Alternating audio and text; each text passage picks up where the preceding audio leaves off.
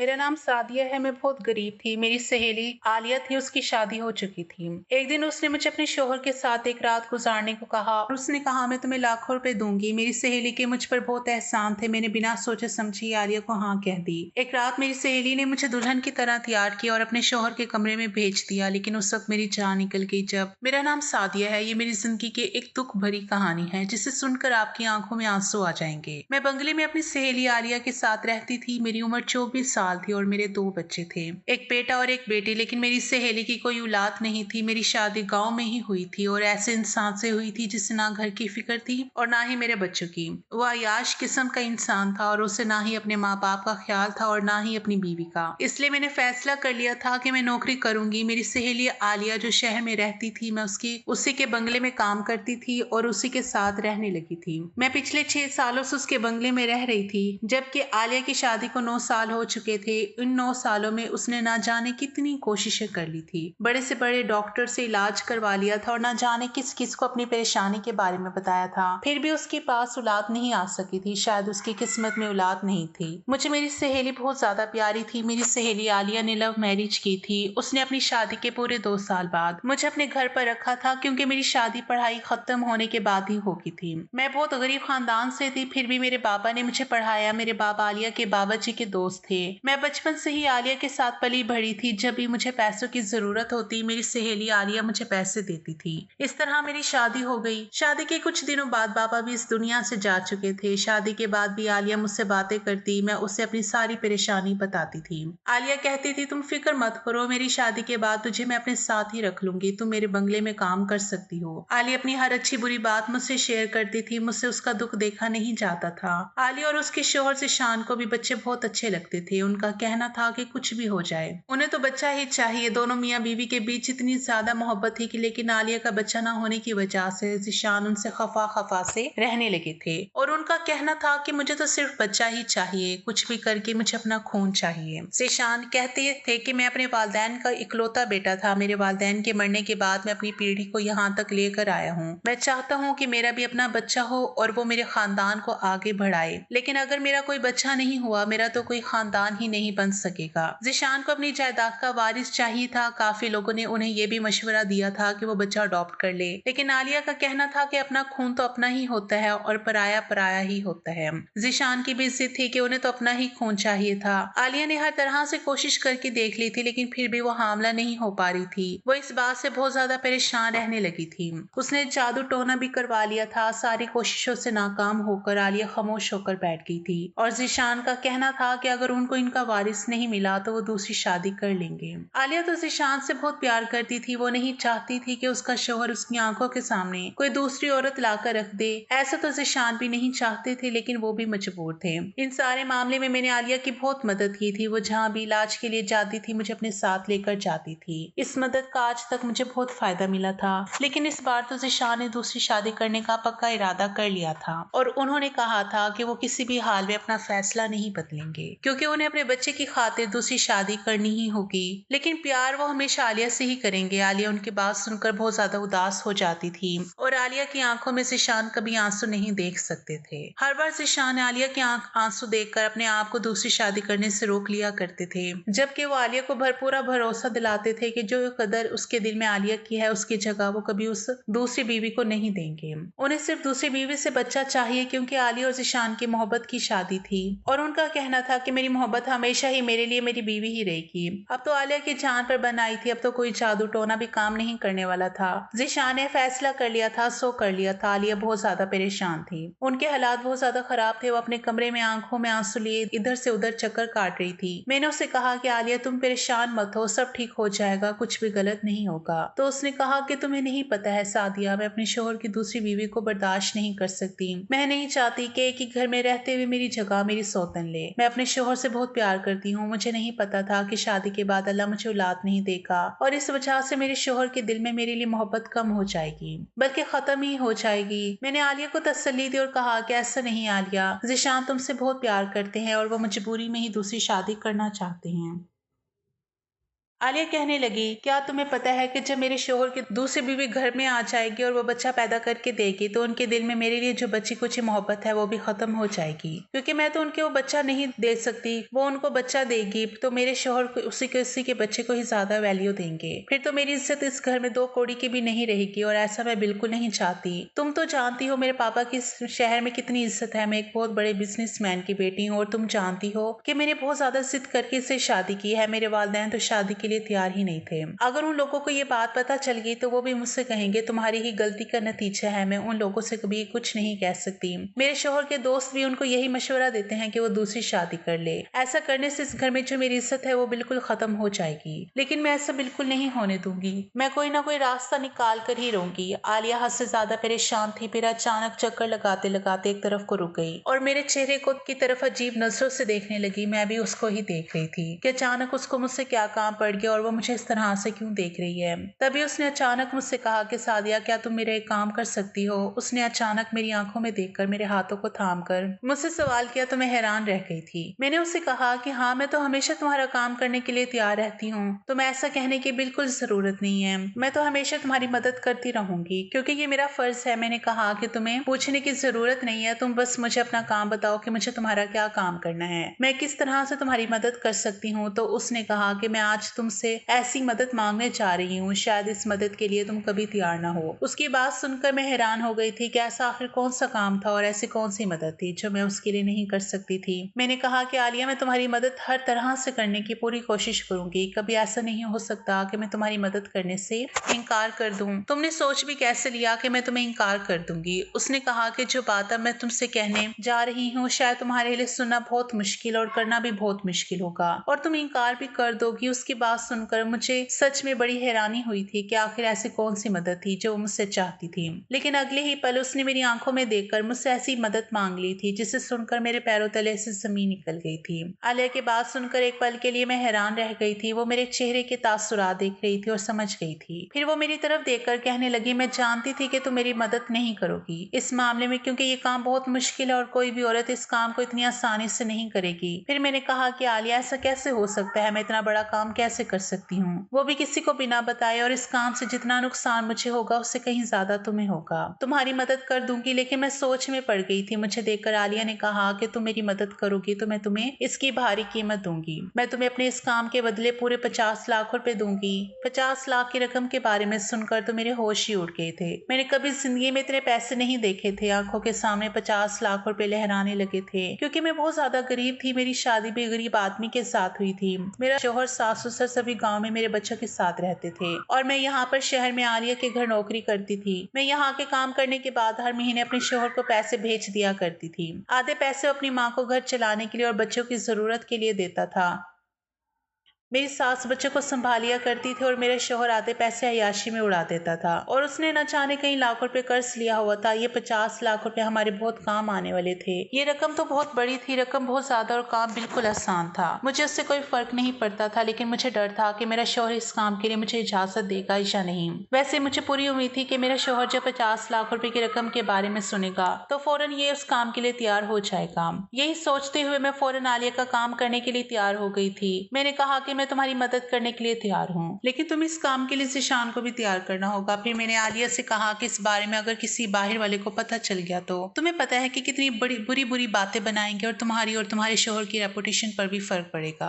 और तो और सबसे बड़ी बात यह है कि ज़ीशान इस काम के लिए राजी हो जाएंगे। आलिया कहने लगी, जब मेरे शोहर दूसरी शादी करने के लिए तैयार है तो इस काम के लिए तो बहुत आसानी से तैयार हो जाएगा। तुम्हें पता है कि मैं ये बात अपने दिल पर पत्थर रखकर कर रही हूँ। मैंने कहा, आलिया तुम एक बार ज़ीशान से बात कर लो, उसके बाद हम इस काम की शुरुआत करेंगे। ये बहुत बड़ा काम है और बहुत खतरनाक काम है, तुम सोच समझ लो। आलिया कहने लगी, मुझे पता है ये कोई छोटी मोटी बात नहीं है, बल्कि बहुत बड़ी बात है। मैंने आलिया से कहा, तुम एक बार फिर से सोच लो, ऐसा ना हो कि बाद में तुम्हें पछताना पड़े। आलिया ने कहा, मैंने बड़ी मुश्किल से फैसला किया है और अब मैं अपने फैसले से मुकरने वाली नहीं हूँ। तुम मेरी फिक्र मत करो, मैं कंट्रोल कर लूंगी, बस तुम मेरी मदद करने के लिए तैयार हो जाओ। ऐसा ना हो कि सब कुछ खत्म हो जाए। आलिया अपने इरादे की पक्की थी। इसने इरादा कर लिया था और वो पीछे हटने वालों में से नहीं थी। उसने कहा कि वो सारी जिंदगी के लिए सौतन बर्दाश्त नहीं कर सकती, लेकिन एक रात के लिए परेशानी से जरूर गुजर सकती हूँ, इसलिए उसे ये सब करना ही होगा। मैंने भी अपने दिल को पक्का कर लिया था। ये काम मेरे लिए भी बहुत बड़ा था। पहले तो मुझे अपने शौहर से इजाजत लेनी थी, उसके बाद मुझे इस काम को अंजाम देना था।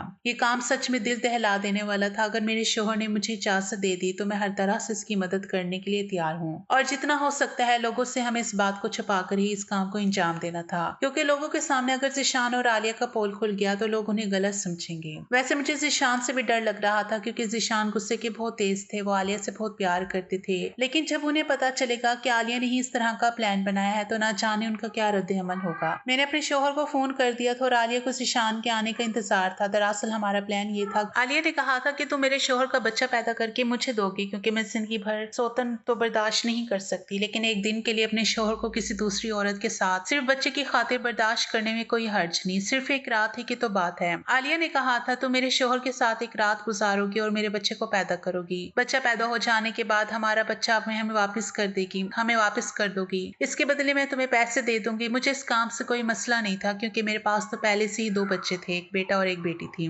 अल्लाह ने मुझे बेटा और बेटी दोनों दिए थे, इसलिए अब मुझे किसी बच्चे की ख्वाहिश नहीं थी, और ज़ीशान को तो वैसे भी उनका अपना बच्चा ही चाहिए था, वरना मैं आलिया को अपना एक बच्चा देने को तैयार। अगर वो काम किसी और से कहते तो उनकी रेपुटेशन पर फर्क पड़ सकता था। मैं उनके घर में रहती थी और उनकी परेशानी को अच्छी तरह से समझती थी, और इसलिए उन्होंने ये काम मुझे करने के लिए कहा था। लेकिन एक औरत के लिए ये काम बहुत मुश्किल है कि वो अपने शौहर के साथ किसी दूसरी औरत को बर्दाश्त करे। ये भी आलिया की बहुत बड़ी मजबूरी थी, लेकिन आलिया ने इस काम के साथ साथ मुझे शर्त भी बताई थी। कहा था सॉरी, मुझे माफ कर देना। मर्द की फितरत कभी भी बदल सकती है, इसलिए मैं तुम्हें एक बात कह रही हूँ कि बच्चा पैदा हो जाने के बाद तुम अपने गाँव अपने शौहर के पास चली जाना। इसके बाद मैं तुम्हें अपने घर में नौकरी पर नहीं रख सकती। मुझे आलिया की ये बात बहुत बुरी लगी थी। मैंने उससे कहा था कि फिर मैं कहाँ काम करने जाऊंगी और मेरे घर का गुजारा कैसे चलेगा। आलिया ने कहा कि 50 लाख रुपए मिल जाने के बाद तो तुम्हें नौकरी करने की जरूरत ही नहीं है, और बात यह है कि अगर फिर भी तुम्हें मुश्किल हुई तो मेरा नंबर तुम्हारे पास है, तुम मुझे कॉल कर सकती हो। तुम्हें जितने भी पैसों की जरूरत होगी मैं तुम्हें देती रहूंगी, क्योंकि मैं तुम्हारी सारी जिंदगी का एहसानमंद हो जाऊंगी, इसलिए सारी जिंदगी तुम्हारी मदद भी करती रहूंगी। आलिया की बात सुनकर मैं बहुत खुश हो गई थी। मैंने अपने शौहर को कॉल किया और उसको ये सारी बात बता दी थी। पहले तो मेरे शौहर को इस बात पर गुस्सा भी आया, क्योंकि मर्द है, जाहिर सी बात है कोई भी मर्द अपनी बीवी को दूसरे मर्द के हवाले नहीं कर सकता। लेकिन मेरा शौहर लालची आदमी था, उसका दिमाग भी थोड़ा गलत हरकतों में फंसा हुआ था। मेरी बेटी थी, वो अपने भाई का ख्याल रखती थी और खाना वगैरह बना लिया करती थी। मैं जो पैसे यहाँ से भेजती थी मेरा शौहर उन्हें दोनों हाथों से लुटाता था, और उसने काम करना तो बिल्कुल छोड़ दिया था। सिर्फ मेरे पैसों से अय्याशी करता था। पहले वो किसान और मेहनत मजदूरी से पैसे कमाता था, पर मैंने बहुत बड़ी गलती कर दी थी कि मैंने नौकरी करना शुरू कर दी थी। 50 लाख रुपए की रकम के बारे में सुनकर मेरे शौहर ने मुझे फौरन इजाजत दे दी थी, और उसने कहा था कि उसे कोई इतराज नहीं है, उसे तो सिर्फ पैसों से मतलब है। मैंने जब आलिया को बताया कि मेरा शौहर राजी हो गया तो आलिया बहुत खुश हो गई थी, और आलिया ने जब मुझे ये बताया कि उनके शौहर भी खुश हो गए हैं, पहले तो थोड़े नखरे दिखा रहे थे, लेकिन उन्हें भी औलाद चाहिए थे और अपना ही खून चाहिए था, इसलिए वो भी इस काम के लिए तैयार हो गए थे। रात होते ही आलिया ने मुझे अपने कमरे में भेज दिया। आज मैंने आलिया की आंखों में आंसू देखे थे। आज उसे इस तरह से तड़पते हुए देखा था जैसे कोई मछली बिना पानी के तड़पती है। कभी कभी औरत मजबूर हो जाती है कि उसे जो नहीं करना होता मजबूरी की वजह से वो भी करना पड़ जाता है। आज मैं आलिया को बहुत लाचार और मजबूर होते देख रही थी। उसने मुझे गले से लगाया और कहा कि मुझे मायूस मत करना।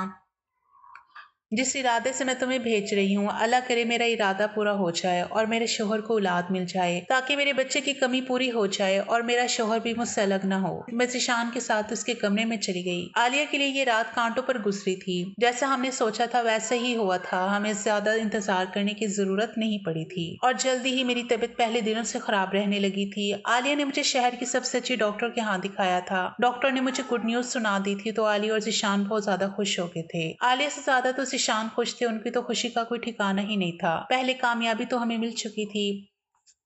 मेरी आंखों के सामने 50 लाख रुपए की रकम थी, और इधर मैंने नोट किया था कि ज़ीशान और आलिया भी बहुत ज्यादा खुश थे। उन दोनों की आंखों के सामने बच्चा घूम रहा था। अब सारे रिश्तेदारों के सामने ज़ीशान ने खबर फैला दी थी कि आलिया प्रेग्नेंट है। ज़ीशान के सारे रिश्तेदार भी बहुत खुश हो गए थे। अब उन दोनों ने राहत की सांस ली थी, क्योंकि अब उनकी सालों पुरानी तमन्ना पूरी होने वाली थी। ज़ीशान की खुशी देखकर तो मुझे एक लम्हे के लिए घबराहट हो गई थी। शुरू में मुझे लगा कि सब अच्छे से ही हो जाएगा, लेकिन पता नहीं क्यों जैसे जैसे दिन गुजरते जा रहे थे मेरी घबराहट बढ़ती चली जा रही थी। मैं परेशान थी और ज़ीशान और आलिया अपने बच्चे के आने के ख्वाब देख रहे थे। वो दोनों मियाँ बीवी मेरा बहुत ख्याल रख रहे थे। मुझे बहुत अच्छा लग रहा था कि मैं उनमें रह रही थी और इतने सालों से मैं उन लोगों की खिदमत कर रही थी। आज ऐसा वक्त था कि दोनों मियाँ बीवी मेरे इस तरह से देखभाल कर रहे थे जैसे मैं इस घर की रानी हूँ और ये मेरे नौकर है। लेकिन मैं हमारे लिए एक नई मुसीबत आ गई थी। आलिया के रिश्तेदारों को जब पता चला कि वो प्रेग्नेंट है तो काफी सारे लोग उससे मिलने के लिए आ रहे थे और उससे ना जाने किस किस तरह से के सवाल कर रहे थे। आलिया तो प्रेग्नेंट नहीं हुई थी, इसलिए उसके पास सवाल का जवाब नहीं होता था तो वो कंफ्यूज हो जाती थी। ज़ीशान ने कहा कि हमारा बंगले में रहना ठीक नहीं है, यहाँ पर कोई ना कोई आता जाता रहता है और आलिया की प्रेगनेंसी का तो किसी को यकीन नहीं आ रहा था। ज़ीशान ने कहा कि ऐसा ना हो कि लोगों को गड़बड़ का एहसास होने लगे। इतने मेहमानों के आने की वजह से आलिया और मुझे हम दोनों को ही परेशानी का सामना करना पड़ रहा था क्योंकि आलिया को आराम करना होता था और मुझे घर का सारा काम करना पड़ जाता था। इसलिए मैंने उनको मशवरा दिया कि हम उनके दूसरे शहर में बने हुए घर में रहने के लिए चले जाते हैं। वहां पर हम आराम से वक्त गुजार लेंगे और ज़ीशान अपने रिश्तेदारों को बता देंगे कि आलिया अपने मायके जा रही है, अपने मायके जाकर रह रही है। इस तरह से कोई भी मसला नहीं होगा और हम लोग वहां पर आसानी से टाइम पूरा कर लेंगे। ज़ीशान को भी मेरा ये आइडिया अच्छा लगा था। ज़ीशान ने अपने दूसरे घर में मुझे और आलिया को शिफ्ट करवा दिया था। उस घर में कोई नहीं था। साथ ज़ीशान ने चौकीदार और एक नुकरानी को भेज दिया था हमारा ख्याल रखने के लिए, क्योंकि मैं अभी तक कोई काम नहीं कर रही थी। इधर बंगले में आकर कोई मेहमान आ जाता तो मुझे काम करना पड़ जाता था ताकि किसी को भी हम पर शक ना हो। इस घर में हमारी जरूरत की हर चीज ज़ीशान ने मौजूद करवा दी थी। हम इस घर में आने के बाद बहुत सुकून में थे और आलिया मेरा बहुत ज्यादा ख्याल रखती थी। आलिया बहुत अच्छी और मेहरबान लड़की थी। मैं सोचती थी कि आलिया तो इतनी अच्छी है, फिर उनके साथ अच्छा क्यों नहीं हुआ? क्या सच में अच्छे लोगों के साथ अच्छा नहीं होता? फिलहाल वक्त गुजरता चला गया और मुझे अजीब अजीब तरह के ख्याल आने लगे थे। हफ्ते महीनों में बदल गए। मेरा बच्चा मेरे पेट में लात मारने लगा था। पहली बार जब उसने मेरे पेट में हरकत करनी शुरू की थी तो मुझे अजीब सा महसूस हुआ था। आधी रात को अचानक मेरी आंख खुल गई और मैं उठकर बैठ गई थी। मैंने अपने पेट पर जैसे ही हाथ फेरा, अंधेरे में मुझे कुछ अजीब सा महसूस हुआ था। मुझे महसूस हुआ कि मेरा बच्चा मुझे पुकार रहा है, मुझसे कह रहा है कि माँ, मैं आपका बच्चा हूँ, मुझे किसी को मत दो, मैं तुम्हारा हूँ, मुझे अपने साथ रखो। इसी तरह के मुझे हर रोज ख्वाब आने लगे थे। सारी सारी रात मैं जाकर गुजारने लगी थी। मेरा दिल धीरे धीरे बदलने लगा था क्योंकि अब हर रात मेरे साथ ऐसा ही होता था। रातों को मेरा दिल ही नहीं लगता था। मेरे दिल के साथ साथ मेरी नीयत बदल रही थी। मैं परेशान थी। मुझे 50 लाख रुपए झूठे और बेकार लग रहे थे। मुझे लग रहा था कि 2 बच्चे होने के बाद मुझे अब और बच्चे की चाहत नहीं होगी। मेरे लिए पैसा जरूरी था, बच्चे नहीं। बच्चे तो मुझे पहले ही मिल चुके थे और मेरी कोई ख्वाहिश भी नहीं थी क्योंकि बेटा और बेटी दोनों ही मेरे पास थे। मुझे क्या पड़ी कि बेवजह एक और बच्चा पैदा करूं, क्योंकि महंगाई का दौर है। इस दौर में अपना खाना पीना ही मुश्किल से चल रहा है, ऊपर से बच्चों को पालना तो बहुत भारी काम है। लेकिन अब मेरा ख्याल गलत साबित हो गया था और बच्चा पहला हो या आखिरी, अपनी औलाद तो अपनी ही होती है। आलिया ने मेरी परेशानी को भांप लिया था। एक दिन मैंने ज़ीशान और आलिया को बातें करते हुए सुन लिया था। आलिया ज़ीशान से कह रही थी कि कहीं ऐसा ना हो मौके पर सादिया की नीयत बदल जाए। ज़ीशान ने कहा कि ऐसा नहीं हो सकता, उसकी नीयत कभी नहीं बदलेगी क्योंकि उसके पास पहले से ही 2 बच्चे हैं। उसे पैसों की जरूरत है, बच्चों की नहीं। वो मुझसे भी बार बार सवाल करती थी कि मैं खामोश क्यों रहती हूँ। ज़ीशान हर हफ्ते यहाँ का चक्कर लगाने के लिए आते थे और मेरे लिए बहुत सारे फ्रूट्स, जूस और जरूरत का हर सामान लेकर आते थे। हर महीने डॉक्टर से ट्रीटमेंट भी चल रहा था। फिर जैसे तैसे वो दिन भी आ गया।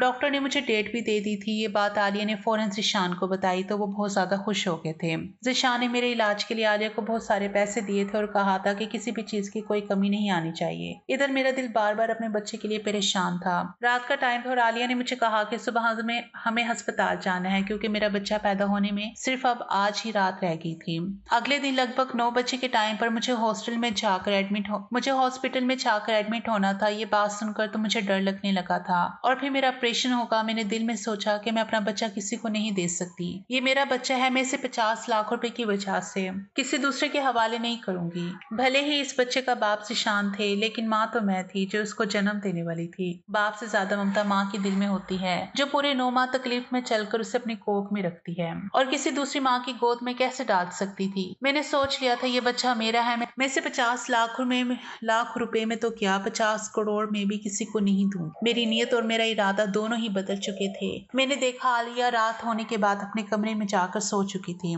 मैंने जल्दी से अपना सामान पैक किया और चुपके से वहां से भाग गई थी। मुझे तकलीफ भी होनी शुरू हो गई थी क्योंकि मेरी डिलीवरी का वक्त हो चुका था। मैं जल्द ही निकल आई और मैंने रात वाली बस पकड़ी और सवार हो गई। मैं ज़ीशान और आलिया को बहुत बड़ा धोखा देकर वहां से भाग निकल आई थी क्योंकि मुझे अपना बच्चा चाहिए था और मैं उसे और किसी को नहीं दे सकती थी। पीछे ज़ीशान और आलिया का क्या हाल होगा, मैं इस बारे में सोचना भी नहीं चाहती थी। मुझे सिर्फ ख्याल था तो अपने बच्चे का, जिसे बचाना मेरी जिम्मेदारी थी। मैं अपने गांव पहुंच गई थी, लेकिन अब मुझे दर्द तेजी से शुरू हो गया था। मैं अपने घर नहीं गई थी क्योंकि मेरा शौहर तो वहां पर 50 लाख रुपए की उम्मीद लगाए बैठा हुआ था। मेरे शौहर का बहुत सारा कर्जा था और 9 महीने में उसने 50 लाख रुपए के न जाने कितने ख्वाब देख लिए थे। अगर मैं उसके पास चली गई तो मुझे उम्मीद थी कि वो मुझे वापस आलिया के पास ले जाएगा और उनसे पूरे पैसे हासिल कर लेगा। मेरा शौहर तो बहुत लालची इंसान था जो अपनी बीवी को दूसरे मर्द के साथ 50 लाख रुपए के लिए बर्दाश्त कर सकता है। वो कभी इसकी ममता को नहीं समझ सकता और 50 लाख रुपए के बारे में सुनकर जितना वो खुश हुआ था, उसकी खुशी को मैं लफ्जों में बयान नहीं कर सकती। सारा दिन वो सोचता रहता था कि जब 50 लाख रुपए आ जाएंगे तो मैं ये करूंगा, वो करूंगा, ये लाऊंगा, और न जाने किस किस तरह की बातें किया करता था। उसे अपनी बीवी और बच्चों से ज्यादा पैसों से प्यार था। मैं गाँव की दाई के पास चली गई थी। मेरे बाकी के बच्चे भी उसी औरत ने पैदा किए थे। मैं दाई के घर पर गई और जोर जोर से दरवाजा बचाया। गर्मियों की रात थी। मैं रात के 2 बजे के टाइम पर वहां से रवाना हुई थी और अभी सुबह के 9 बजने वाले थे। गर्मियों में तो सब लोग जल्दी ही सोकर उठ जाते हैं। दाई डॉक्टर्स की तो आदत होती है कि कभी भी उनके पास केस आ जाए तो उसको संभाल लेती हैं। दाई ने जैसे ही दरवाजा खोलकर मुझे देखा तो वो कहने लगी कि अब की बार तुम शुरुआत के ही दिनों में मेरे पास नहीं आई हो। तुम्हारे बच्चे तो काफी बड़े हो गए हैं। तुमने काफी सालों बाद बच्चे की पैदाइश के बारे में सोचा। मैंने कहा शायद अल्लाह की यही मर्जी थी। ये कहकर मैं खामोश हो गई थी। मुझसे और ज्यादा बातें कर रही थी। मैंने उनसे कहा कि ज्यादा बातों का टाइम नहीं है, मुझे दर्द हो रहा है। मेरी डिलीवरी का टाइम आ गया, इसलिए मैं आपके पास आई हूँ। मुझे मेरा बच्चा सही सलामत चाहिए। जल्दी मुझे बच्चा मेरा डिलीवरी करके दे दो। मुझे बस यही परेशानी हो रही थी कि कहीं से शान के आदमी यहाँ पर ना आ जाए। मुझे दर्द हो रहा है, मेरी डिलीवरी का टाइम आ गया है, इसलिए मैं आपके पास आई हूँ। मुझे मेरा बच्चा सही सलामत चाहिए। जल्दी मुझे मेरा बच्चा डिलीवरी करके दे दो। मुझे बस यही परेशानी हो रही थी कि कहीं से शान के आदमी यहाँ पर ना आ जाए और मुझसे मेरा बच्चा ना छीन ले। मुझे जल्दी जल्दी से अपना बच्चा यहाँ से लेकर कहीं दूर जाना होगा। मुझे ज़ीशान और आलिया से डर लग रहा था और ये भी डर था कि कहीं मेरा शौहर लालच में आकर ये बच्चा आलिया को पहुंचा देगा। इसलिए मैं अपने घर वापस नहीं जाऊंगी। लगभग 1 घंटे की मेहनत के बाद मेरा बच्चा इस दुनिया में आ गया था। मेरी तो खुशी का कोई ठिकाना ही नहीं था। मैंने सोच लिया था कि मैं जल्द से जल्द अपने बच्चे को उठाकर यहाँ से बिल्कुल गायब हो जाऊंगी ताकि मेरे बारे में किसी को कुछ पता ना चल सके। मैं कुछ भी करके अपना बच्चा ज़ीशान और आलिया को नहीं दूंगी। मैंने ये नहीं सोचा था कि वो जो मेरी सहेली थी जिसने सारी जिंदगी मुझ पर एहसान किए हुए थे, मैं खुद का बच्चा भी उसे देना चाहती थी। फिर मुझे ऐसा क्या हो गया? मैंने उन दोनों का नमक खाया था। उन्होंने मुझे खाना दिया, मुझे पहनने के लिए कपड़े दिए और मुझे रहने के लिए जगह दी। अगर वो ये सब ना देती तो हमारे पास खाने के लिए कुछ भी ना होता। मैंने आलिया की किसी अच्छी बात को याद ना किया और उन दोनों को बच्चे का ख्वाब दिखाकर अचानक उनकी आंखों से उनके सारे ख्वाब छीन लिए। जब आधा पूरा होने का टाइम आया तो मैंने उन्हें बेवकूफ बना दिया। मुझे नहीं पता था कि एक माँ इतनी खुदगर्ज होती है जितनी मैं हो गई थी। दोनों ने ही मुझ पर भरोसा किया था। मैं अपने बच्चे को लेकर बहुत दूर चली गई थी। यहाँ छोटा सा गांव था जहाँ पर बहुत कम लोग रहते थे। यहाँ पर मैंने पुरानी सी झोपड़ी में अपना बसेरा कर लिया था और अपने बच्चे की परवरिश करने लगी थी। शायद मुझे आलिया और ज़ीशान ने ढूंढने की बहुत कोशिश की थी, लेकिन मैं इतनी दूर जा चुकी थी जिसके बारे में लोगों को कुछ पता ही नहीं चला। यहाँ पर भी मैंने लोगों के घरों में काम करना शुरू कर दिया था और मैं अपने बच्चे को कम कमाई में ही पाल रही थी। लेकिन शायद मुझे मेरे किए की सजा मिली थी क्योंकि मैंने उन दोनों का दिल दुखाया था। मुझे मेरे किए की सजा इस तरह मिली कि एक दिन अचानक मेरी तबीयत खराब हुई। गाँव के ही लोगों ने मुझे मजबूर समझकर एक सरकारी अस्पताल में भर्ती करवा दिया। वहां पर पता चला कि मुझे कैंसर जैसी बड़ी बीमारी है और मैं कब तक जीऊं ना जाने किस दिन मेरी मौत आ जाए। मैंने अपनी यादों को ताज़ा करने के लिए अपनी जिंदगी की कोई कहानी डायरी में लिखना शुरू कर दी ताकि जो गलती मैंने की है वो आगे कभी कोई औरत ना करे। मैं डायरी रोज लिखती थी। देखते ही देखते मेरा बेटा 15 साल का हो गया। मेरा बेटा बचपन से ही बहुत समझदार था क्योंकि ज़ीशान भी समझदार और ईमानदार आदमी थे। वो हूबहू अपने बाप पर गया था। अल्लाह ने मेरे बेटे की परवरिश करने के लिए शायद मुझे 15 साल तक जिंदा रख लिया था। एक दिन अचानक कैसे मेरे बेटे के हाथ में वो डायरी लगी। उसे मैं गांव के ही सरकारी स्कूल में फ्री में पढ़ा रही थी। मेरा बेटा पढ़ाई में बहुत अच्छा था। एक दिन मेरे बेटे ने मेरी डायरी पढ़ ली और उसे मेरी हकीकत के बारे में सब कुछ पता चल गया। जब उसने मुझसे इस बारे में सवाल किया तो मैं बहुत डर गई कि उसे कहाँ से पता चला। तब उसने मुझे वो डायरी दिखाई। ये सदमा मैं बर्दाश्त ना कर सकी और मेरी तबीयत बिगड़ने लगी। मेरे बेटे ने शायद मेरी जान बचाने के लिए मेरे साथ बहुत कुछ किया। इस डायरी में वो शहर का नाम और इस बंगले का एड्रेस लिखा हुआ था जिसमें ज़ीशान और आलिया का बंगला था। वो मुझे गांव की ही एक मौसी के पास छोड़कर उनके पास चला गया और मेरी डायरी भी अपने साथ ले गया। मैंने उसे जाने से बहुत मना किया था लेकिन उसने मेरी एक ना सुनी। वो अकेला ही चला गया और जब वहां गया तो उसने सारी हकीकत उनको बताई। उनको बहुत गुस्सा आया था और उन्होंने उसकी बात सुनकर सोचा कि ये बच्चा झूठ बोल रहा है। लेकिन जब उन्होंने उसकी शक्ल को गौर से देखा तो वो लड़का हूबहू ज़ीशान पर ही गया था। इस बात का भरोसा उन दोनों को हो गया था क्योंकि वो उनकी औलाद थी। ज़ीशान और आली अपने गुस्से की वजह से चाहते थे कि वो हमारी मदद ना करे। मेरे बेटे ने कहा था कि आप लोग मेरे साथ चले और मेरी माँ की जान खतरे में है। उसको शहर इलाज के लिए लेकर जाना है और उसका ऑपरेशन होना है वरना वो मर जाएगी। ज़ीशान और आलिया का तो आज तक कोई बच्चा ही नहीं हुआ था और मेरे भाग जाने के बाद बाद उन्होंने बच्चे की ख्वाहिश को खत्म कर दिया था, क्योंकि ज़ीशान का कहना था कि शायद अल्लाह नहीं चाहता कि हमारे पास बच्चा हो। अब अल्लाह से बढ़कर तो कुछ भी नहीं है। ऐसा भी हो सकता है कि वो दूसरी शादी कर ले और उस औरत की नीयत बदल जाए। यही सब सोचते हुए उन्होंने उलाग का ख्याल दिल से निकाल दिया था, क्योंकि वो बेचारे तो मेरे भरोसे बैठे हुए थे। जब वो दोनों उस लड़के के साथ मुझसे मिलने के लिए आए तो मुझे देखकर उनकी पुरानी यादें ताज़ा होगी। फिलहाल उन्होंने मुझे इतनी बीमारी में तड़पते हुए देखकर माफ कर दिया था, लेकिन उन्होंने मुझसे शिकायत जाहिर की कि तुमने हमारे साथ अच्छा नहीं किया था। तुम जानती थी हमने घर वालों से झूठ बोला था। जब तुम भाग गई तो हमने लोगों से कहा कि हमारा बच्चा अस्पताल में पैदा हुआ था, लेकिन अस्पताल में ही किसी ने चोरी कर ली और उसका कुछ पता ही ना चल सका और हम फिर से बेऔलाद रह गए। हमें क्या पता था कि आज 15 साल बाद हमें अपने बेटे को इस तरह से देखेंगे। मैंने उन दोनों से हाथ जोड़कर माफी मांगी। दोनों ने मुझे माफ कर दिया और वो लोग मुझे शहर ले गए और वहां ले जाकर उन्होंने मेरे एक अच्छे अस्पताल में ऑपरेशन करवाया। अल्लाह ने शायद मुझे जिंदगी दे दी थी। मेरी गलती तो बहुत बड़ी थी, जिसके लिए मुझे मौत मिलती तो वो भी कम थी, लेकिन मेरे बेटे की मेहनत का नतीजा था कि मैं बच गई थी। मेरे बच्चे को पता चल गया था कि मैं 15 साल तक कहाँ छुपी रही। मेरा शोहर तो 9 साल पहले किसी एक्सीडेंट में मर गया था और मेरे बच्चे ने मुझे तलाश करने की बहुत कोशिश की। एक तरफ से मैंने अपने बच्चों का भी दिल दुखाया था कि अपने दोनों बच्चों को छोड़कर मैं चली गई थी। मेरे दोनों बच्चे जवान हो गए थे और इधर जो ज़ीशान का बेटा था 15 साल तक वो ज़ीशान और आलिया से दूर रहा। मैंने ज़ीशान और आलिया का बेटा उनको सौंप दिया था, लेकिन मेरा बेटा मुझे ही अपनी माँ समझता था। उसे सारी हकीकत के बारे में तो पता चला था, लेकिन मैंने उससे कहा कि बेटा शायद यही मेरी गलती है, मैं इस तरह से अपनी गलती को सुधार सकती हूँ। मैं तुमसे मिलने के लिए आया करूंगी, लेकिन तुम्हारे असल